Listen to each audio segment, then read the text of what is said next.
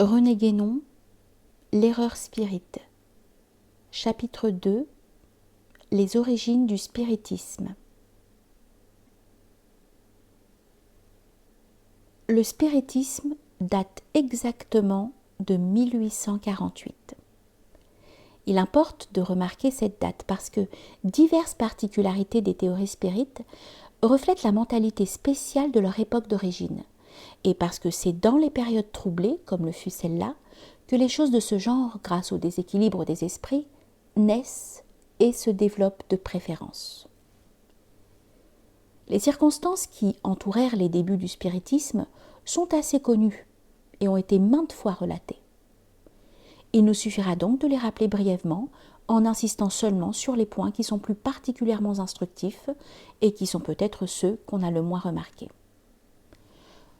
On sait que c'est en Amérique que le spiritisme, comme beaucoup d'autres mouvements analogues, eut son point de départ. Les premiers phénomènes se produisirent en décembre 1847 à Hydesville, dans l'État du New York, dans une maison où venait de s'installer la famille Fox, qui était d'origine allemande et dont le nom était primitivement Voss. Si nous mentionnons cette origine allemande, c'est que si l'on veut un jour établir complètement les causes réelles du mouvement spirit, on ne devra pas négliger de diriger certaines recherches du côté de l'Allemagne. Nous dirons pourquoi tout à l'heure. Il semble bien d'ailleurs que la famille Fox n'ait joué là-dedans, au début du moins, qu'un rôle tout involontaire, et que même par la suite, ses membres n'aient été que des instruments passifs d'une force quelconque, comme le sont tous les médiums. Quoi qu'il en soit, les phénomènes en question, qui consistaient en bruits divers et en déplacements d'objets, n'avaient en somme rien de nouveau ni d'inusité. Ils étaient semblables à ceux que l'on a observés de tout temps dans ce qu'on appelle les maisons hantées. Ce qu'il eut de nouveau, c'est le parti qu'on en tira ultérieurement. Au bout de quelques mois, on eut l'idée de poser au frappeur mystérieux quelques questions auxquelles il répondit correctement. Pour commencer, on ne lui demandait que des nombres, qu'il indiquait par des séries de coups réguliers. Ce fut un quaker nommé Isaac Post, qui s'avisa de nommer les lettres de l'alphabet en invitant l'esprit à désigner par un coup celles qui composaient les mots qu'il voulait faire entendre, et qui inventa ainsi le moyen de communication qu'on appela spiritual télégraphe.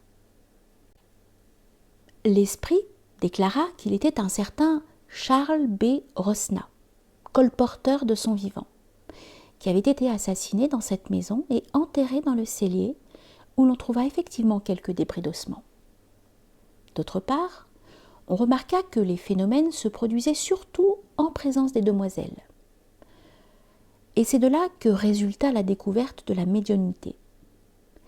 Parmi les visiteurs qui accouraient de plus en plus nombreux, il y en eut qui crurent, à tort ou à raison, constater qu'ils étaient doués du même pouvoir. Dès lors, le moderne spiritualisme, comme on l'appela tout d'abord, était fondé.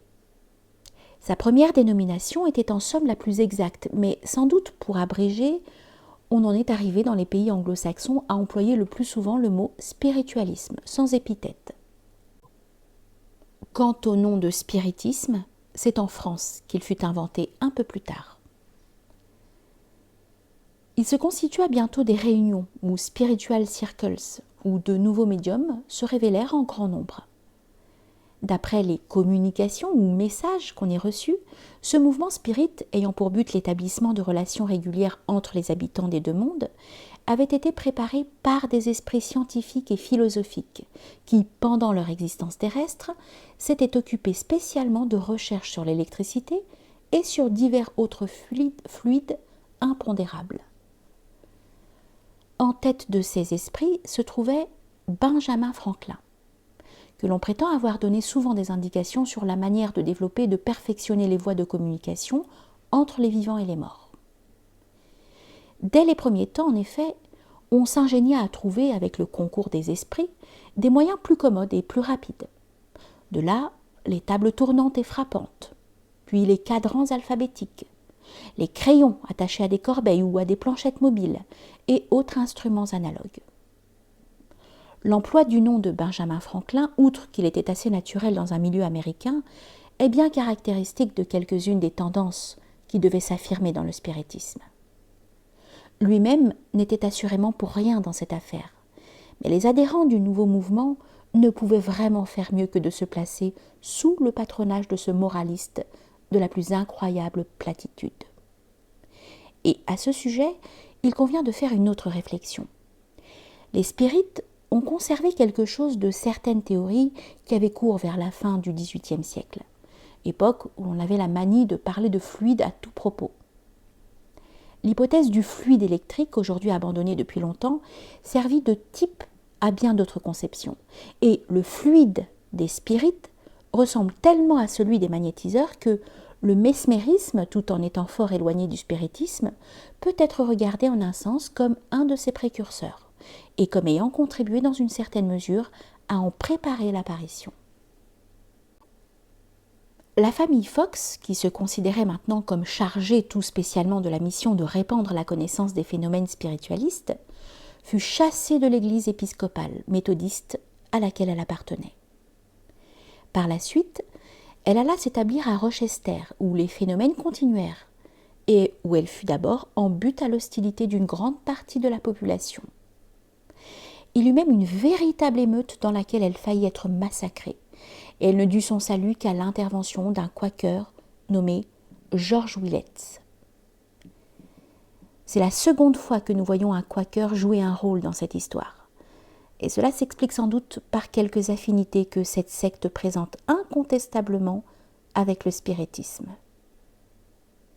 Nous ne faisons pas seulement allusion aux tendances humanitaires, mais aussi à l'étrange inspiration qui se manifeste dans les assemblées des quakers et qui s'annonce par le tremblement auquel ils doivent leur nom.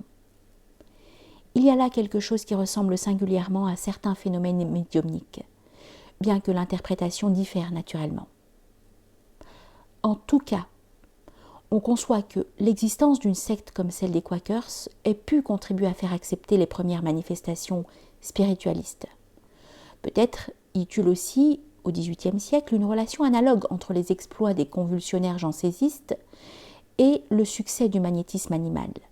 Janséniste et le succès du magnétisme animal. L'essentiel de ce qui précède est emprunté au récit d'un auteur américain, récit que tous les autres se sont ensuite contentés de reproduire plus ou moins fidèlement. Or, il est curieux que cet auteur, qui s'est fait l'historien des débuts du moderne spiritualisme, soit Madame Emma Harding Britton, qui était membre de la société secrète désignée par les initiales H.B. of L, Hermetic Brotherhood of Luxor, dont nous avons déjà parlé ailleurs à propos des origines de la société théosophique. Nous disons que ce fait est curieux parce que la H.B. of L, tout en étant nettement opposée aux théories du spiritisme, n'en prétendait pas moins avoir été mêlée d'une façon fort directe à la production de ce mouvement. En effet, d'après les enseignements de la H.B. of L, les premiers phénomènes spiritualistes ont été provoqués non point par les esprits des morts, mais bien par des hommes vivants agissant à distance, par des moyens connus seulement de quelques initiés. Et ces initiés auraient été précisément les membres du cercle intérieur de la H.B. of L. Malheureusement, il est difficile de remonter dans l'histoire de cette association plus haut que 1870, c'est-à-dire que l'année même où Madame Harding Britton publia le livre dont nous venons de parler. Livre où il n'est d'ailleurs fait, bien entendu, aucune allusion à ce dont il s'agit maintenant. Aussi, certains ont-ils cru pouvoir dire que, malgré ses prétentions à une grande ancienneté, elle ne datait guère que de cette époque. Mais même si cela était vrai, ce ne le serait que pour la forme que la H.B. of L avait revêtue en dernier lieu. En tout cas, elle avait recueilli l'héritage de diverses organisations qui, elles, existaient très certainement avant le milieu du XIXe siècle, comme la Fraternité de Lys, qui était dirigée, au moins extérieurement, par Pascal Beverly Randolph, personnage fort énigmatique, qui mourut en 1875. Au fond, peu importe le nom et la forme de l'organisation qui serait effectivement intervenue dans les événements que nous venons de rappeler. Et nous devons dire que la thèse de la HP of L en elle-même et indépendamment de ces contingences nous apparaît au moins comme fort plausible. Nous allons essayer d'en expliquer les raisons. À cet effet, il ne nous paraît pas inopportun de formuler quelques observations générales sur les maisons hantées, ou sur ce que certains ont proposé d'appeler des lieux fatidiques. Les faits de ce genre sont loin d'être rares. Et ils ont été connus de tout temps. On en trouve des exemples dans l'Antiquité aussi bien qu'au Moyen-Âge et dans les temps modernes, comme le prouve notamment ce qui est rapporté par une lettre de Pline le Jeune. Or, les phénomènes qui se produisent en pareil cas offrent une constance tout à fait remarquable. Ils peuvent être plus ou moins intenses, plus ou moins complexes, mais ils ont certains traits caractéristiques qui se retrouvent toujours et partout. D'ailleurs, le fait de Hydesville ne doit certainement pas être compté parmi les plus remarquables, car on y constata que les plus élémentaires de ces phénomènes. Il convient de distinguer au moins 2 cas principaux.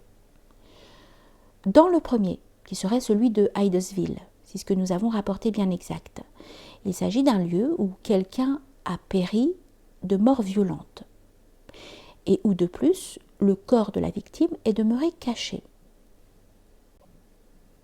Si nous indiquons la réunion de ces 2 conditions, c'est que, pour les anciens, la production des phénomènes était liée au fait que la victime n'avait pas reçu la sépulture régulière, accompagnée de certains rites, et que c'est seulement en accomplissant ces rites, après avoir retrouvé le corps, qu'on pouvait les faire cesser. C'est ce qu'on voit dans le récit de Pline le Jeune, et il y a là quelque chose qui mériterait de retenir l'attention. À ce propos, il serait très important de déterminer exactement ce qu'étaient les mânes pour les anciens, et aussi ce que ceux-ci entendaient par divers autres termes qui n'étaient nullement synonymes, quoique les modernes ne sachent plus guère en faire la distinction. Les recherches de cet ordre pourraient éclairer d'une façon bien inattendue la question des évocations, sur laquelle nous reviendrons plus loin. Dans le second cas, il ne s'agit plus de manifestation d'un mort, ou plutôt, pour rester dans le vague qui convient ici jusqu'à nouvel ordre, de quelque chose qui provient d'un mort. On y saisit au contraire sur le fait l'action d'un homme vivant. Il en est dans les temps modernes des exemples typiques qui ont été soigneusement constatés dans tous leurs détails. Et celui qui est le plus souvent cité, qui est devenu classique en quelque sorte, est constitué par les faits qui se produisirent au presbytère de Cideville, en Normandie, de 1849 à 1851, c'est-à-dire fort peu de temps après les événements de Hydesville, et alors que ceux-ci étaient encore à peu près inconnus en France. Ce sont là, disons-le nettement, des faits de sorcellerie bien caractérisés, qui ne peuvent intéresser en rien les spirites, sauf en ce qu'ils paraissent fournir une confirmation à la théorie de la médiumnité entendue dans un sens assez large.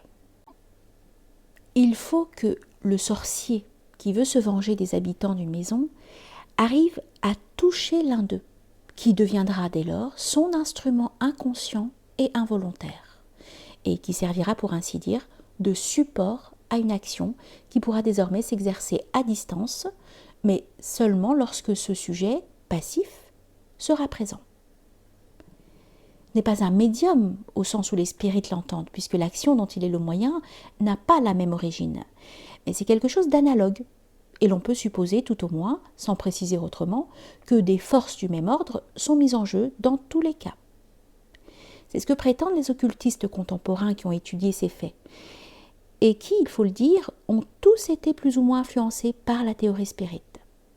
En effet, depuis que le spiritisme existe, lorsqu'une maison hantée est signalée quelque part, on commence, en vertu d'une idée préconçue, par chercher le médium. Et avec un peu de bonne volonté, on arrive toujours à en découvrir un ou même plusieurs.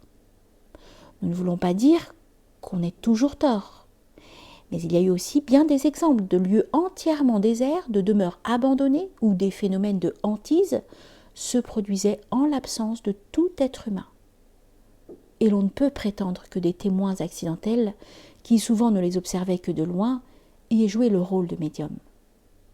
il est peu vraisemblable que les lois suivant lesquelles agissent certaines forces, quelles qu'elles soient, aient été changées. Nous maintiendrons donc contre les occultistes que la présence d'un médium n'est pas toujours une condition nécessaire et qu'il faut, ici comme ailleurs, se défier des préjugés qui risquent de fausser le résultat d'une observation. Nous ajouterons que la hantise sans médium appartient au premier des deux cas que nous avons distingués. Un sorcier n'aurait aucune raison de s'en prendre à un lieu inhabité. Et d'ailleurs, il se peut qu'il ait besoin pour agir de conditions qui ne sont point requises pour des phénomènes qui se produisent spontanément. Alors même que ces phénomènes présentent des apparences à peu près similaires de part et d'autre. Dans le premier cas, qui est la véritable hantise, la production des phénomènes est attachée au lieu même qui a été le théâtre d'un crime ou d'un accident, et où certaines forces se trouvent condensées d'une façon permanente. C'est donc sur le lieu que les observateurs devraient alors porter principalement leur attention. Maintenant, que l'action des forces en question soit parfois intensifiée par la présence de personnes douées de certaines propriétés, cela n'a rien d'impossible, et c'est peut-être ainsi que les choses se sont passées à Hydesville, en admettant toujours que les faits aient été rapportés exactement, ce que nous n'avons d'ailleurs aucune raison spéciale de mettre en doute. Dans ce cas qui semble explicable par quelque chose que nous n'avons pas défini, qui provient d'un mort, mais qui n'est certainement pas son esprit, si par esprit on entend la partie supérieure de l'être, cette explication doit-elle exclure toute possibilité d'intervention d'hommes vivants ? Nous ne le croyons pas nécessairement. Et nous ne voyons pas pourquoi une force préexistante ne pourrait pas être dirigée et utilisée par certains hommes qui en connaissent les lois. Il semble plutôt que cela doit être relativement plus facile que d'agir là où aucune force de ce genre n'existait antérieurement. Ce que fait pourtant un simple sorcier. Naturellement, on doit supposer que des adeptes, pour employer un terme rosicrucien dont l'usage est devenu assez courant, ou des initiés d'un rang élevé ont des moyens d'action supérieurs à ceux des sorciers, et d'ailleurs très différents, non moins que le but qu'ils se proposent. Sous ce dernier rapport, il faudrait remarquer aussi qu'il peut y avoir des initiés de bien des sortes. Mais pour le moment, nous envisageons la chose d'une façon tout à fait générale. Dans l'étrange discours qu'elle prononça en 1898 devant une assemblée de spirites, et que nous avons cité longuement dans notre histoire du théosophisme, Madame Annie Besant prétendit que les adeptes qui avaient provoqué le mouvement spiritualiste s'étaient servis des âmes des morts. Comme elle se proposait de tenter un rapprochement avec les spirites, elle sembla, avec plus ou moins de sincérité, prendre cette expression d'âme des morts dans le sens que ceux-ci lui donnent. Mais nous, qui n'avons aucune arrière-pensée politique, nous pouvons fort bien l'entendre d'une toute autre façon, comme désignant simplement ce quelque chose dont nous avons parlé. Il nous semble que cette interprétation s'accorde beaucoup mieux que tout autre avec la thèse de la HP of L. Assurément, ce n'est pas là ce qui nous importe le plus, mais cette constatation nous donne à penser que les membres de l'organisation dont il s'agit, ou tout au moins ses dirigeants, savaient vraiment à quoi s'en tenir sur la question. En tout cas, ils le savaient certainement mieux que Madame Besant, dont la thèse, malgré le correctif qu'elle y apportait, n'était pas beaucoup plus acceptable pour les spirites. Nous croyons d'ailleurs qu'il est exagéré en la circonstance de vouloir faire intervenir des adeptes au sens strict de ce mot. Mais nous répétons qu'il se peut que des initiés, quels qu'ils soient, aient provoqué les phénomènes de Hydesville en se servant des conditions favorables qu'ils y rencontraient, ou qu'ils aient à tout le moins imprimé une certaine direction déterminée à ces phénomènes, alors qu'ils avaient déjà commencé à se produire. Nous n'affirmons rien à cet égard, nous disons seulement que la chose n'a rien d'impossible, quoique certains puissent en penser. Nous ajouterons cependant qu'il y a encore une autre hypothèse qui peut paraître plus simple, ce qui ne veut pas dire forcément qu'elle soit plus vraie. C'est que les agents de l'organisation en cause, que ce soit la HBOFL ou tout autre, se soient contentés de profiter de ce qui se passait pour créer le mouvement spiritualiste. En agissant par une sorte de suggestion sur les habitants et les visiteurs de Hydesville. Cette dernière hypothèse représente pour nous un minimum d'intervention. Et il faut bien accepter au moins ce minimum, car sans cela, il n'y aurait aucune raison plausible pour que le fait de Hydesville ait eu des conséquences que n'avaient jamais eu les autres faits analogues qui s'étaient présentés antérieurement. Si un tel fait était par lui-même la condition suffisante de la naissance du spiritisme, celui-ci serait certainement apparu à une époque beaucoup plus reculée.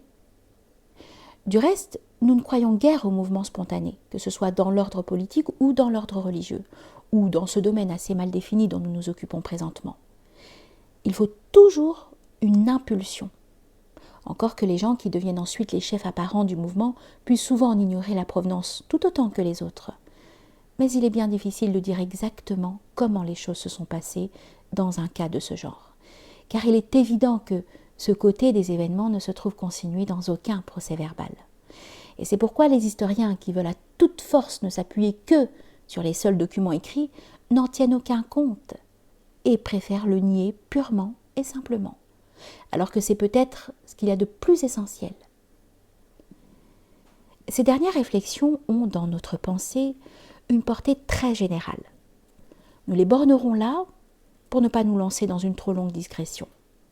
Et nous reviendrons sans plus tarder à ce qui concerne spécialement l'origine du spiritisme. Nous avons dit qu'il y avait eu des cas similaires à celui de Hydesville et plus anciens. Le plus semblable de tous, c'est ce qui se passa en 1762 à Diebelsdorf, en Saxe, où le spectre frappeur répondit exactement de la même façon aux questions qu'on lui posait.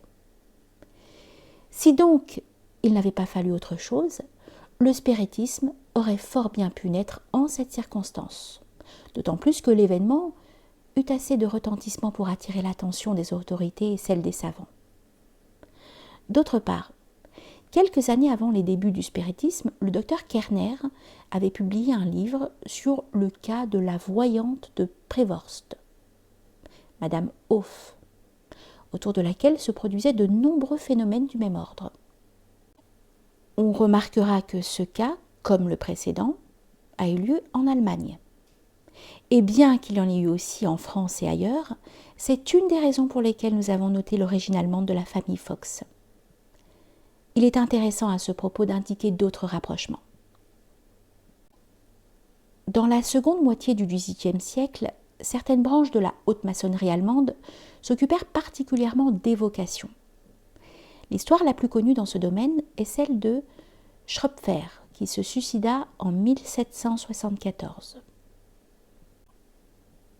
Ce n'était pas de spiritisme qu'il s'agissait alors, mais de magie, ce qui est extrêmement différent, comme nous l'expliquerons par la suite. Mais il n'en est pas moins vrai que des pratiques de ce genre, si elles avaient été vulgarisées, auraient pu déterminer un mouvement tel que le spiritisme, par suite des idées fausses que le grand public se serait faites inévitablement à leur sujet.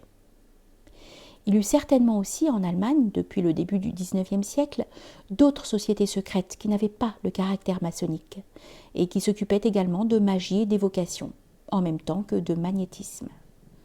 Or, la HBFL, ou ce dont elle prit la suite, fut précisément en rapport avec certaines de ces organisations.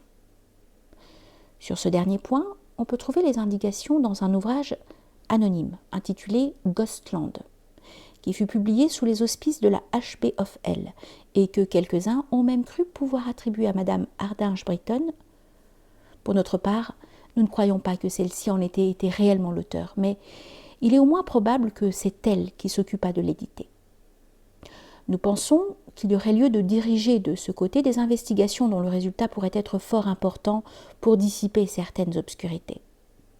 Si pourtant le mouvement spirit ne fut pas suscité tout d'abord en Allemagne, mais en Amérique, c'est qu'il devait trouver dans cette dernière contrée un milieu plus favorable que partout ailleurs, comme le prouve du reste la prodigieuse éclosion de sectes et d'écoles néo-spiritualistes qu'on a pu y constater depuis lors, et qui se constituent actuellement plus que jamais.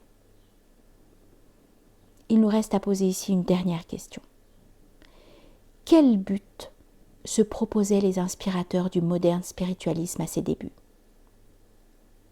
Il semble que le nom même qui fut alors donné à ce mouvement l'indique d'une façon assez claire.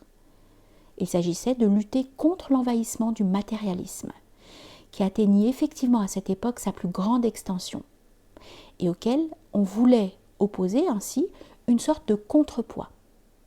Et en appelant l'attention sur des phénomènes pour lesquels le matérialisme, du moins le matérialisme ordinaire, était incapable de fournir une explication satisfaisante, on le combattait en quelque sorte sur son propre terrain, ce qui ne pouvait avoir de raison d'être qu'à l'époque moderne, car le matérialisme proprement dit est d'origine fort récente, aussi bien que l'état d'esprit qui accorde aux phénomènes et à leur observation une importance presque exclusive. Si le but fut bien celui que nous venons de définir, en nous référant d'ailleurs aux affirmations de la H.P. of L., c'est maintenant le moment de rappeler ce que nous avons dit plus haut en passant, qu'il y a des initiés de sortes très différentes et qui peuvent se trouver souvent en opposition entre eux. Ainsi, parmi les sociétés secrètes allemandes auxquelles nous avons fait allusion, il en est qui professaient au contraire des théories absolument matérialistes, quoique d'un matérialisme singulièrement plus étendu que celui de la science officielle. Bien entendu, quand nous parlons d'initiés comme nous le faisons en ce moment, nous ne prenons pas ce mot dans son acception la plus élevée, mais nous voulons simplement désigner par là des hommes possédant certaines connaissances qui ne sont pas dans le domaine public. C'est pourquoi nous avons eu soin de préciser qu'il devait y avoir erreur à supposer que des adeptes aient pu être intéressés, au moins directement, à la création du mouvement spirit. Cette remarque permet de s'expliquer qu'il existe des contradictions et des oppositions entre des écoles différentes. Nous ne parlons naturellement que des écoles qui ont des connaissances réelles et sérieuses, bien que d'un ordre relativement inférieur, et qui ne ressemblent en rien aux multiples formes du néo-spiritualisme. Ces dernières en seraient plutôt des contrefaçons. Maintenant, une autre question se présente encore. Susciter le spiritisme pour lutter contre le matérialisme. C'était en somme combattre une erreur par une autre erreur. Pourquoi donc agir ainsi ? Il se peut à vrai dire que le mouvement est promptement dévié en s'étendant et se popularisant, qu'il est échappé au contrôle de ses inspirateurs et que le spiritisme ait pris dès lors un caractère qui ne répondait guère à leurs intentions. Quand on veut faire œuvre de vulgarisation, on doit s'attendre à des accidents de ce genre, qui sont à peu près inévitables, car il est des choses qu'on ne met pas impunément à la portée du premier venu. Et cette vulgarisation risque d'avoir des conséquences qu'il est presque impossible de prévoir. Et dans le cas qui nous occupe, si même les promoteurs avaient prévu ces conséquences dans une certaine mesure, ils pouvaient encore penser, à tort et à raison, que c'était là un moindre mal en comparaison de celui qu'il s'agissait d'empêcher. Nous ne croyons pas, quant à nous, que le spiritisme soit moins pernicieux que le matérialisme, quoique ces dangers soient tous différents. Mais d'autres peuvent juger les choses autrement, et estimer aussi que la coexistence de deux erreurs opposées, se limitant pour ainsi dire l'une l'autre, soit préférable à la libre expansion d'une seule de ces erreurs. Il se peut même que bien des courants d'idées, aussi divergents que possible, aient eu une origine analogue et étaient destinés à servir à une sorte de jeu d'équilibre qui caractérise une politique très spéciale. En cet ordre de choses, on aurait le plus grand tort de s'en tenir aux apparences extérieures. Enfin, si une action publique de quelque étendue ne peut s'opérer qu'au détriment de la vérité, certains en prennent assez facilement leur parti, trop facilement peut-être. On connaît l'adage. Vulgus vult decipi, que quelques-uns complètent ainsi, ergo decipiatur. Et c'est là encore un trait plus fréquent qu'on ne le croirait, de cette politique à laquelle nous faisons allusion. On peut ainsi garder la vérité pour soi et répandre en même temps des erreurs qu'on sait être telles, mais qu'on juge opportunes. Ajoutons qu'il peut y avoir aussi une toute autre attitude, consistant à dire la vérité pour ceux qui sont capables de la comprendre, sans trop se préoccuper des autres. Ces attitudes contraires ont peut-être toutes deux leur justification suivant le cas, et il est probable que la première seule permette une action très générale. Mais c'est là un résultat auquel tous ne s'intéressent pas également. Et la seconde répond à des préoccupations d'un ordre plus purement intellectuel. Quoi qu'il en soit, nous n'apprécions pas, nous exprimons seulement, à titre de possibilité, les conclusions auxquelles conduisent certaines déductions que nous ne pouvons songer à exposer entièrement ici. Cela nous entraînerait fort loin, et le spiritisme n'apparaîtrait plus là-dedans que comme un incident tout à fait secondaire. Du reste, nous n'avons pas la prétention de résoudre complètement toutes les questions que nous sommes amenés à soulever. Nous pouvons cependant affirmer que, sur le sujet que nous avons traité dans ce chapitre, nous en avons dit certainement beaucoup plus qu'il n'en avait jamais été dit jusqu'ici.